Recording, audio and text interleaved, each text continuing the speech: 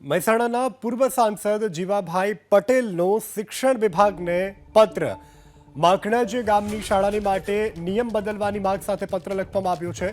માખણજ શાળામાં ટેટ પાસવાળા આચાર્ય ન મૂકવા રજૂઆત કરવામાં આવી છે। હાલમાં જ શિક્ષકોની પાસે આચાર્યનો ચાર્જ તેમને જ યથાવત રાખવા માંગ કરવામાં આવી છે। ટાટ મૂકવામાં આવે તો પણ આચાર્ય પદ નહીં આપવા માંગ કરાઈ છે। માંગ નહીં સંતોષાય તો શાળામાં તાળાબંધીની પૂર્વ સાંસદે ગર્ભિત ધમકી આપી છે અને ગામની શાળાને ટાટથી બાકાત રાખતા પૂર્વ સાંસદે આ માંગ કરી છે।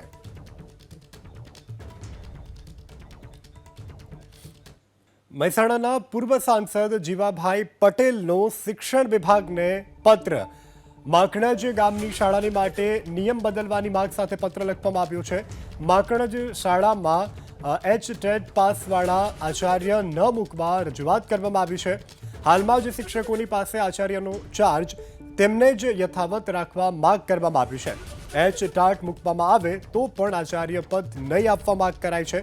માંગ નહીં સંતોષાય તો શાળામાં તાળાબંધીની પૂર્વ સાંસદે ગર્ભિત ધમકી આપી છે અને ગામની શાળાને ટાટથી બાકાત રાખતા પૂર્વ સાંસદે આ માંગ કરી છે।